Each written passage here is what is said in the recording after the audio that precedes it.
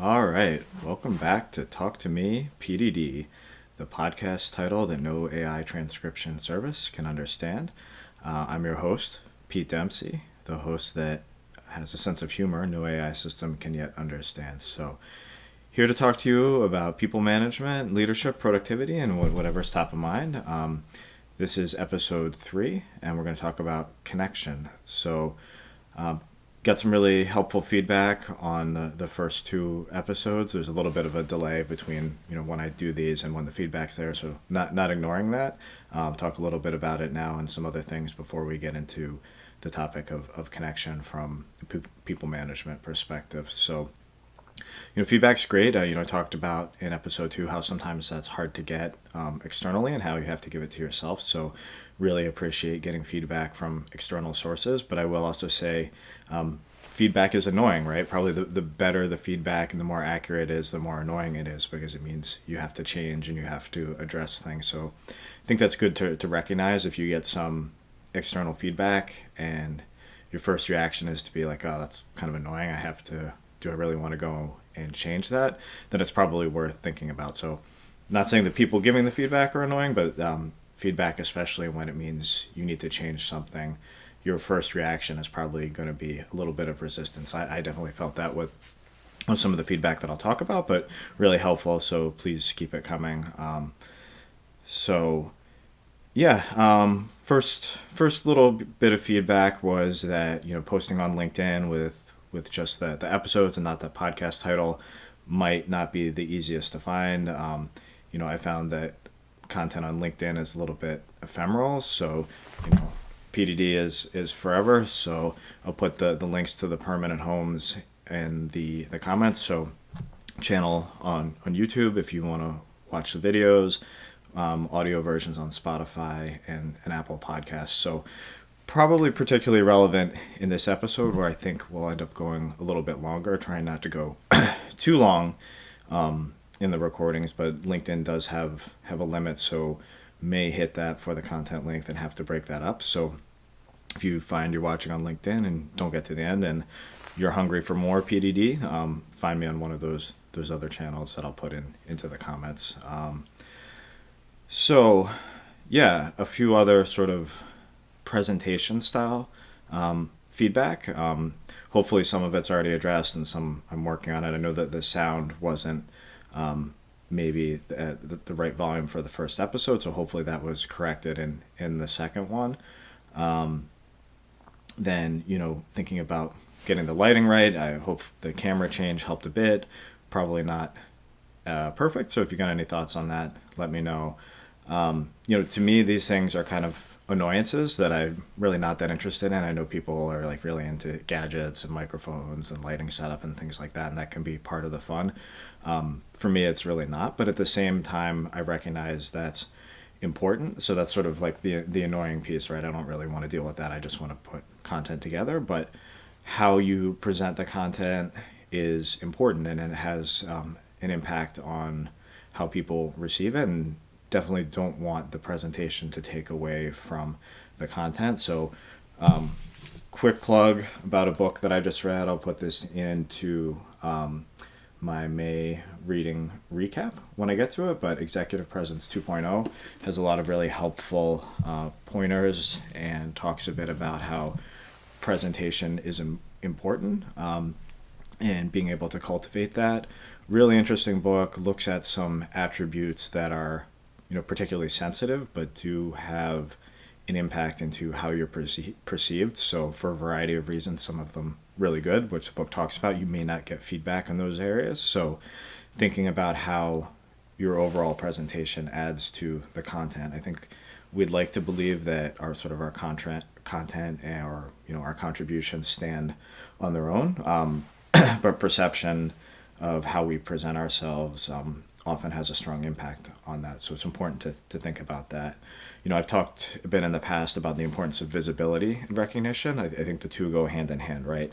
You need to be visible so people recognize the contributions you're making and the work that you do, but then you also have to be conscious about the way that you present yourself.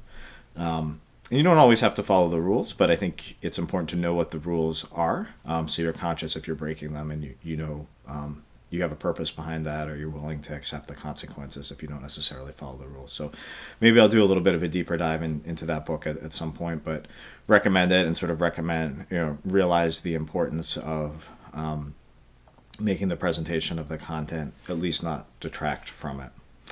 And I chose to leave that in the first two episodes, so it sort of shows the progression. One of the things that I like to talk about is sort of growth and building upon that, and not waiting till things are perfect. So for those of you who are around for the Hair Club for Men commercials, I'm not only the president, I'm also a client, meaning I try and share the things that are helpful for me, and try and apply those principles in my work, in my life. So I thought it was important to leave those in.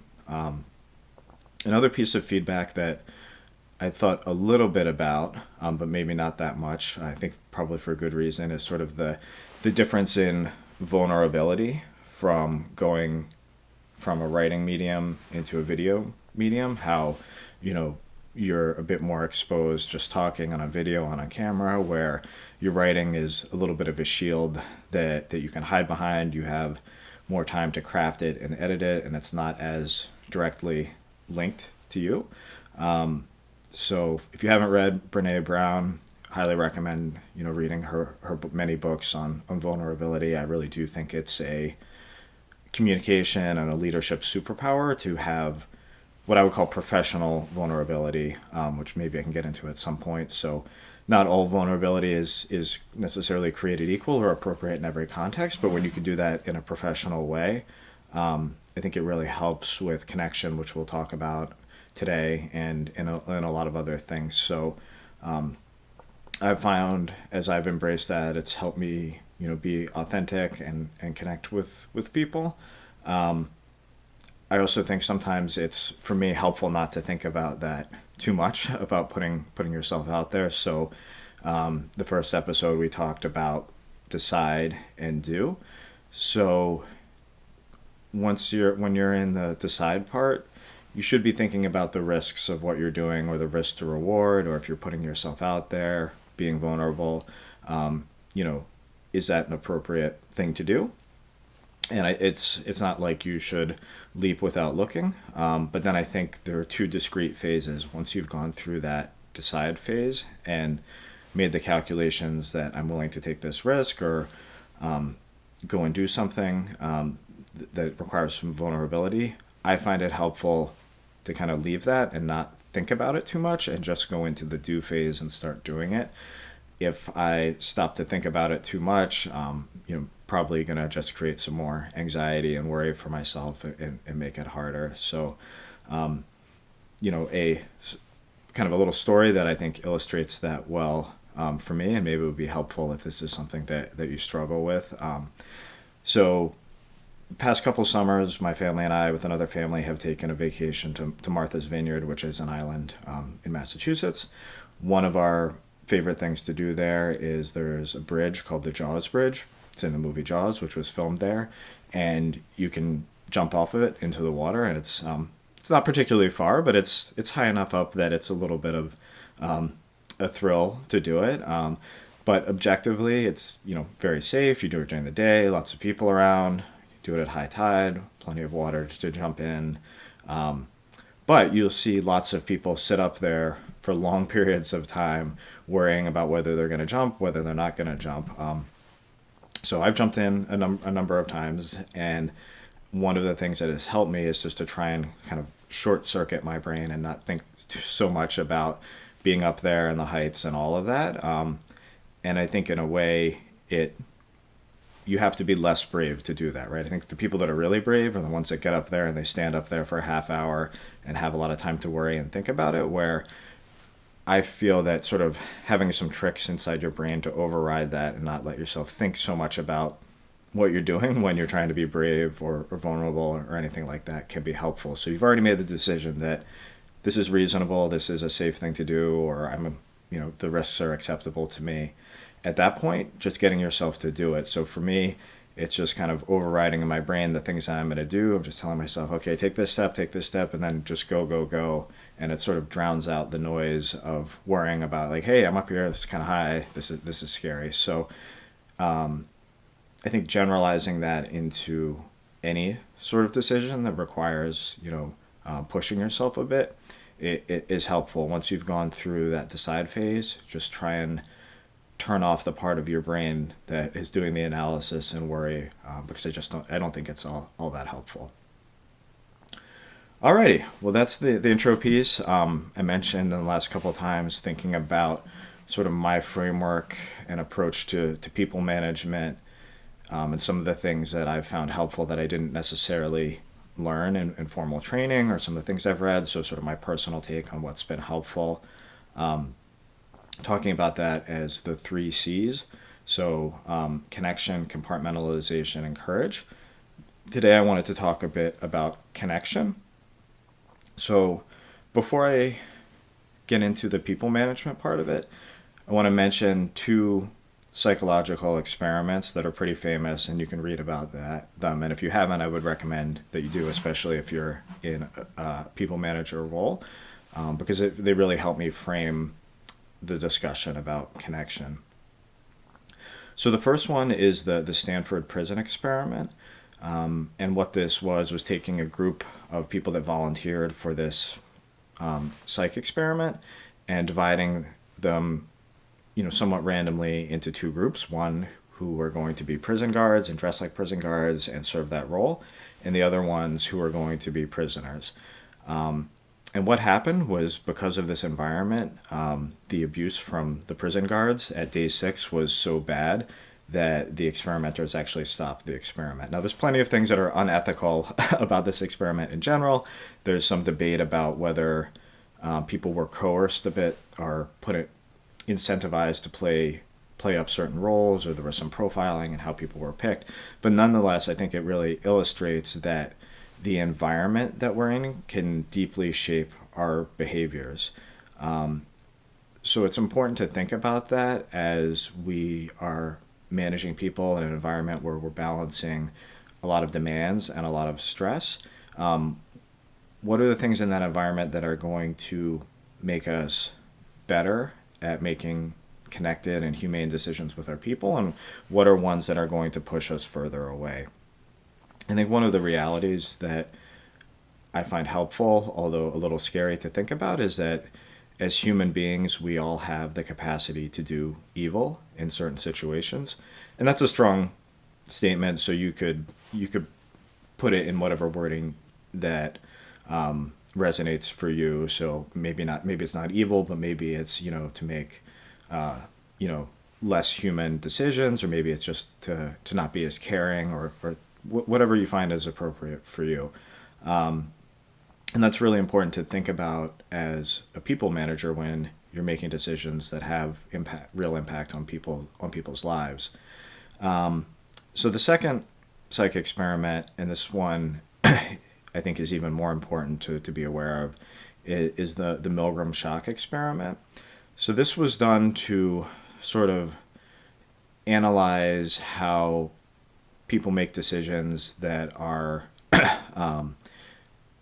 very negative or inhumane in a certain institutional context. So looking specifically at how, Nazi officers carried out various orders during World War II. So in this experiment, there are 2 people that come in with a experiment lead.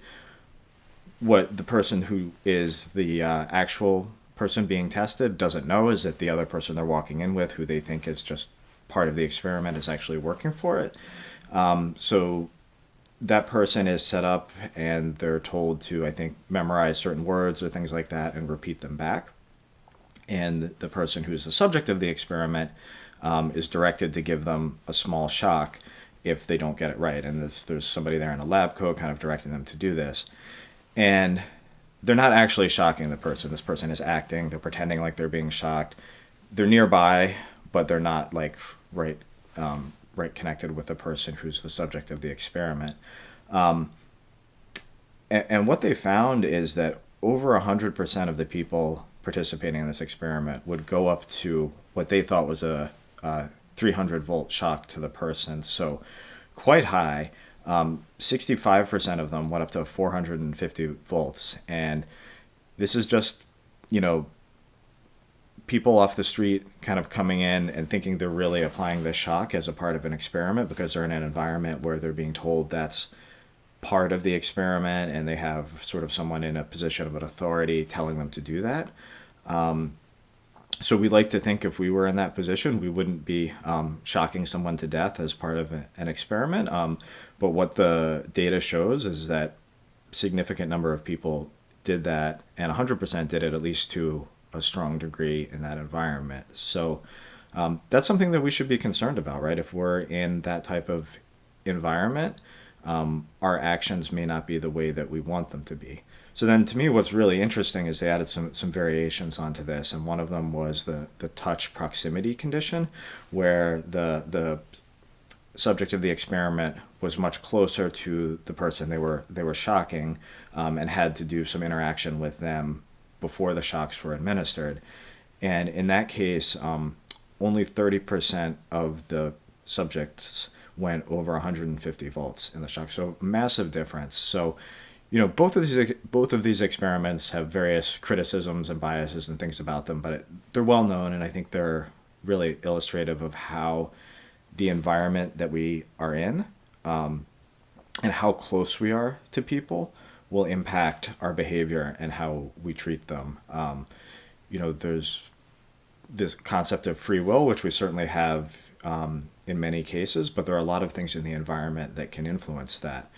So, with all that being said, what do we do as people managers if we want to treat our people humanely and make decisions in the best interest of our people as much as we can? How do we create an environment where we're not going to fall into these behaviors and we're going to incentivize the behaviors that we actually want to have? So I think I'm right at the limit now for LinkedIn, so we'll take a quick pause here, probably end that. And if you want to switch over and hear the rest, please do. Brilliant marketing ploy, but the timing just worked out this way. So cool. So now we're thinking about in the people manager world. So hopefully we are not acting as prison guards or applying electric shocks to the people that we manage.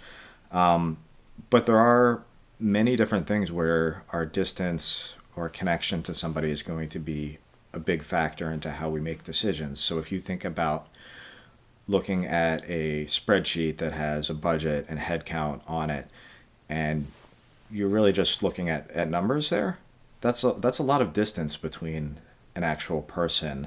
And the risk there is that if that's all you have, you're going to be making decisions that are probably less humane and less connected to the actual people behind those numbers. So on the other hand, if you know the names of those people, you know something about them, you have conversations with them, you're going to be in a different environment and you're going to approach that decision-making process much differently. So how do you do that? How do you build that connection with your team and with your colleagues? There's no real shortcuts to this, and as far as I found, I wish there were, because it does take a lot of time and effort. But just the importance of having one-on-ones, spending time with people, getting to know them, both your team that you manage if you're a people manager, but also your colleagues is really important. So, in this hybrid and remote world, there are certainly differences about being in person and being remote. I think meeting someone in person at least once makes a huge difference in establishing the relationship. That's not always possible. And I think you can have really strong relationships with a purely remote interaction. But it does help if you can have that time together in person. There are certainly advantages of being in, the physical working location with someone to build relationship sort of day in and day out. You have a lot more of those casual interactions. You don't have to focus all of your relationship building into a virtual meeting. But at the same time, I think there's a lot of advantages of doing it remotely on a video call or something like that, where it's a real intentional time to spend together, and you can really focus your full attention on that person during that time. So I think that is actually one of the advantages of doing it remotely, assuming that you're 100% focused on that interaction. It's a really valuable time to build that connection. And I would also say here that, I've done some mentoring for aspiring people managers. People sometimes feel that they can't necessarily get the experiences of a people manager before they're in that role. So sort of this catch-22 chicken and egg type thing, that they're not going to be able to get a people manager job because they don't have the experience. They can't get the experience because they don't have the job. This is something that you can start doing today. Working on making sure you have one-on-ones with your colleagues, with other people, being really intentional about using that to connect with that person and understand what they're working on, a bit about them, a bit about their personality. That's something that you can start doing today. You don't need a title to do that. You just need to reach out and connect with people. Everybody's an individual, and every people manager is also an individual and has their own personality. So you combine all those interactions, they're all going to be a bit different. So I think it's important to be open to that. Each combination and how you connect with somebody and to what level you go is going to be dependent both on you and them, and the combination of the two of you together. So it can be helpful to have some sort of templates for one-on-ones in general. But I do like to keep it a little bit more open and flexible, where I can adapt to how the interaction is going, what this person is looking for at a given time, what I need, and how that all works together. So I try and keep it a little bit more open, and you'll get different. Obviously, people are all different. Sometimes you'll be meeting with somebody and they will talk the whole time, and you'll have a difficult time getting any words in, and that may or may not be okay depending on the situation. Sometimes people, it's just a good opportunity for them to feel heard and for you to reflect back your perspectives. And it may be totally fine to have them drive the conversation. You may have other people that have a hard time using that time, or thinking about what to talk about, or just sort of saying everything's fine. And it can be tempting as a people manager, especially a busy people manager, to say, okay, great, let's move on, let's end early. And sometimes you can do that, but I think it's worth sitting a little bit in that quiet or discomfort or awkwardness, and just waiting to see what comes out, because often if you're willing to wait just a little bit, things will come up. Or also using prompts to drive the conversation, or even just talking a little bit yourself about things that are going on either in work or life, and that can also often help drive that conversation and bring some connection together.